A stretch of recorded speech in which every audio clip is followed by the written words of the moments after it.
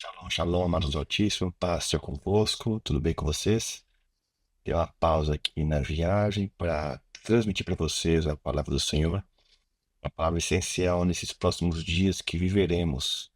Lembre-se que o Senhor tem o controle sobre todas as coisas, aí as coisas agora no mundo estão sendo posicionadas. Quem tem discernimento, ouça o que o Espírito Santo diz às igrejas, amém? A palavra de hoje tem a ver com uma atitude que você vai precisar para enfrentar esses dias aí, tá bom? Assim como foi com José, assim como foi com Daniel, Ananias, Misael e Azarias, eles fizeram algo que vai ser essencial na sua vida. Então, a palavra do Senhor hoje está lá em Mateus capítulo 4, versículo 10, diz assim: Então Jesus lhe ordenou: Vá embora, Satanás, porque está escrito: Adore o Senhor seu Deus e preste culto somente a Ele. Novamente, adore o Senhor seu Deus e preste culto somente a Ele, tá? Então, Jesus aqui dando uma palavra aqui poderosa, enfrentando o adversário, dizendo que nós temos que adorar o Senhor e prestar culto a Ele. Então, nesses dias finais, a adoração ao Eterno será o diferencial em tua vida. E aqui, o que que é adoração e o que que é prestar culto? O Senhor deu essa ordem, está na palavra dele, ao enfrentar o adversário. A palavra adoração, proskuneu, quer dizer beijar a mão de alguém em sinal de reverência, cair de joelhos e tocar o chão com a testa como uma expressão de profunda reverência. Isso é no literal, tá bom? E é tão lindo lá no tabernáculo, na comunidade, quando as pessoas começam a oração e eles se prostram diante do Senhor, encostando a testa no chão, né? Como está na palavra do Senhor, né? O próprio Senhor Yeshua falou sobre isso, a palavra proskuneu, traduzida ali do grego. E prestar culto é atreu, que é servir, ministrar, adorar, desempenhar serviços espirituais, né? Ofertar os dons ao Senhor, adorar a Deus na observância dos ritos instituídos para a sua adoração. Então Jesus disse para o adversário: está escrito, né? Adore o Senhor seu Deus e preste culto a Ele. Onde está escrito isso? Que palavra que o Senhor Jesus faça essa afirmação? Está na Shema, né? Quando o Israel declara Shema, que é o Deuteronômio 6, 13, diz bem assim um texto: O Senhor teu Deus temerás e a Ele servirás e pelo seu nome jurarás, né? Essa é a passagem do Shema, Deuteronômio 6, 4 9, uma das declarações mais importantes, né? Que afirma o poder e o compromisso de servir ao Senhor exclusivamente. E Deuteronômio 10, 20.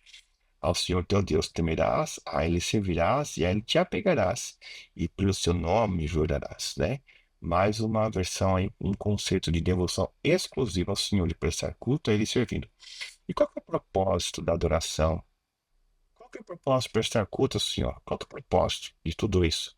É a manifestação da presença dEle, comunhão com o Eterno. Você adora primeiro e depois vem a manifestação do Senhor. E muitas pessoas se confundem, né, com adorar, que é igual a cantar, né? É, como adorar o Senhor? Então, como prestar culto a Ele pelos dias que virão? Ah, eu quero adorar o Senhor, mas eu não sei cantar. Será que é com música? Será que é com violão? Nós temos que olhar na história da humanidade, pelas Sagradas Escrituras, e ver, né, como eram os primeiros adoradores, tá?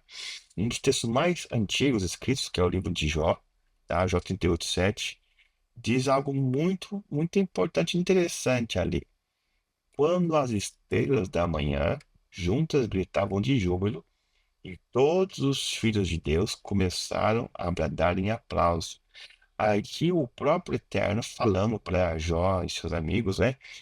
Como quando estava Jó no início da criação ali, né? E detalhe que aqui fala que as estrelas da manhã juntas gritavam de júbilo. Estrelas da manhã. A palavra do Senhor inteira faz menção a duas pessoas que tinham esse título de estrelas da manhã. E muito interessante. Vai pesquisar. Estrela da manhã. E cantavam juntas. Então pesquise sobre as estrelas da manhã. Duas pessoas foram intituladas como estrelas da manhã e cantavam juntas. Aí você vai ter uma noção um pouquinho de como é a adoração, né, nesse mundo. E também a palavra faz referência a duas pessoas com títulos estrela da manhã, né? A palavra estrela faz referência também, né, ao Messias, né? E ao irmão do Messias, né? Dá uma olhadinha nisso, e a Bela Elohim, né? E também quem foram outros adoradores primeiros ali. Gênesis, cara, fala sobre isso. Adão e Eva. Sim, Adão e Eva foram os primeiros adoradores. Mas como, Pastor Rod, não tinha música, não tinha instrumento musical, não tinha a Bíblia, né? Sagradas Escrituras. Como é que eles adoravam a Deus? Simples. Adoravam a Deus com seus corpos em santidade. Lá em Romanos 12:1, diz bem assim: portanto, irmãos, pelas misericórdias de Deus, peço que ofereçam o seu corpo como sacrifício vivo, santo e agradável a Deus.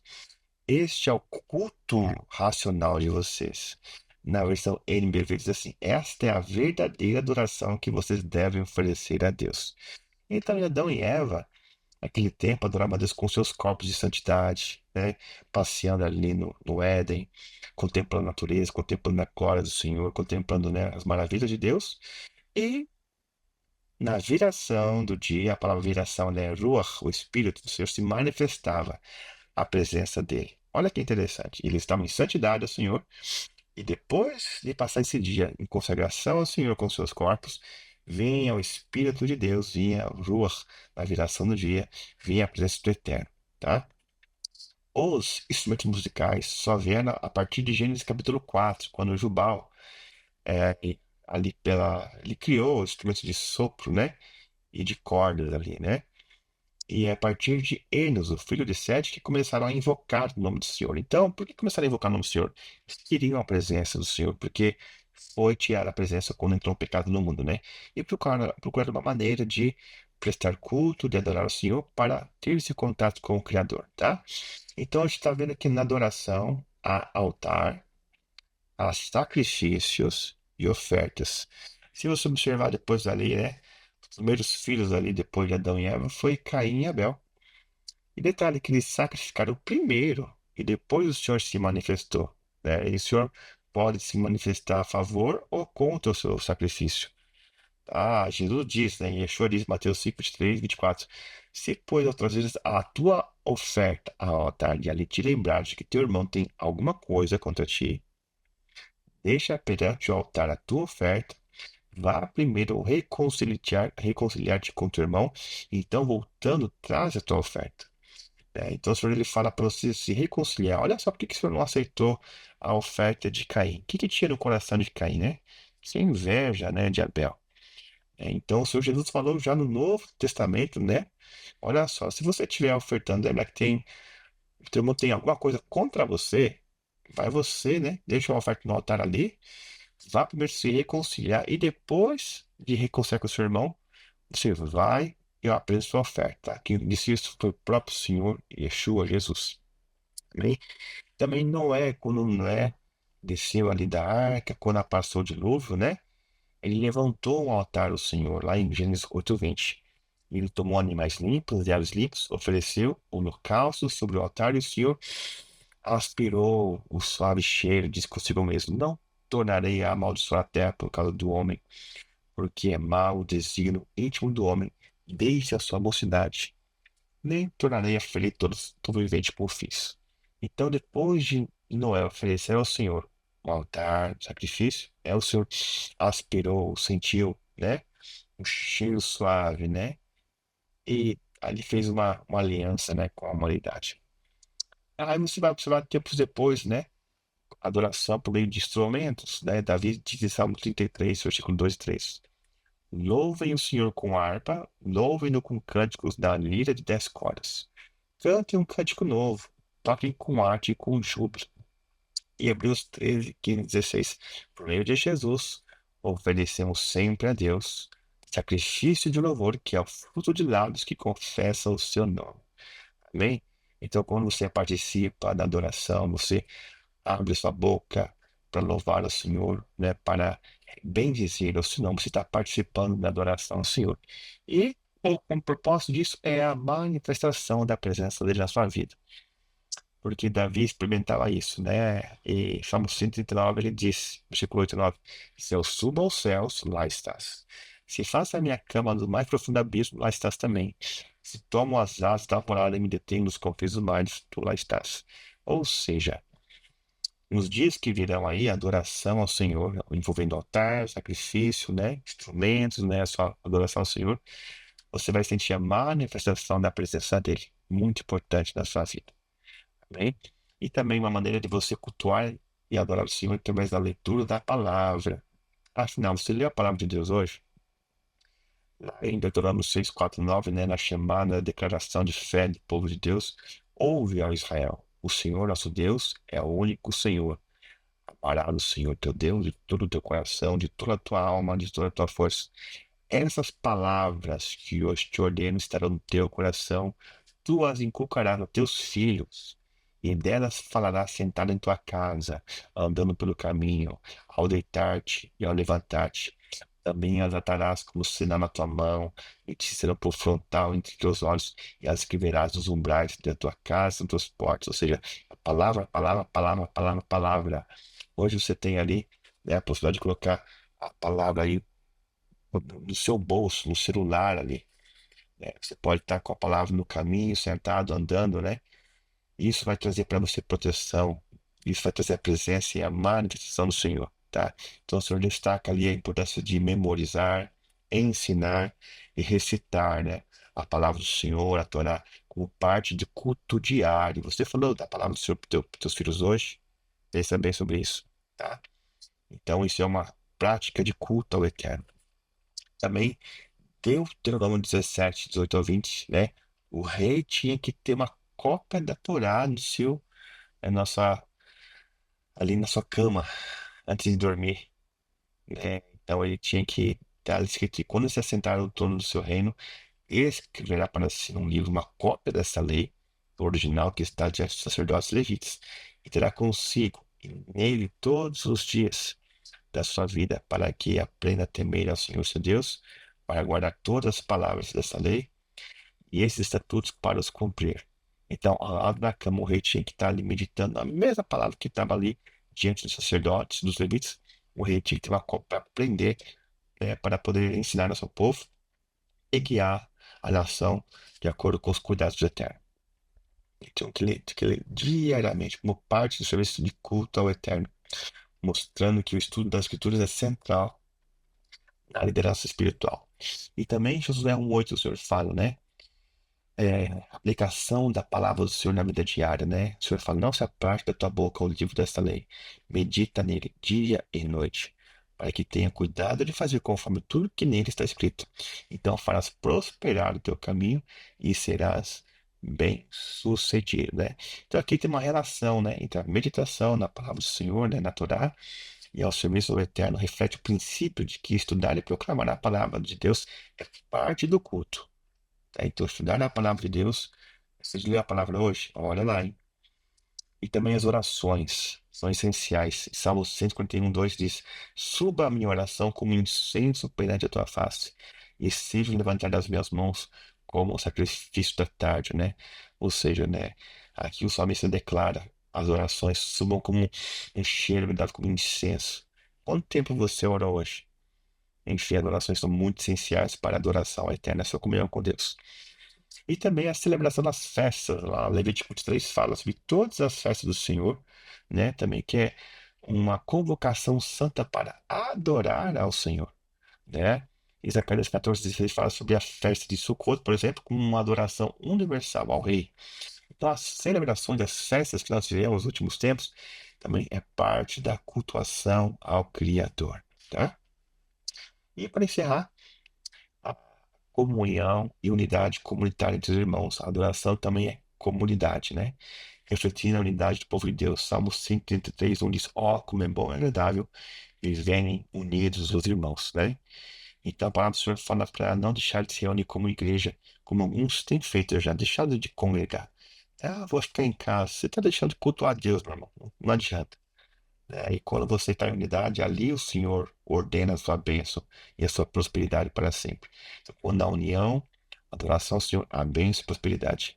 E Atos 2, 46, 47 diz assim: os primeiros discípulos adoravam juntos no templo e partiam pão e comunhão. Amém?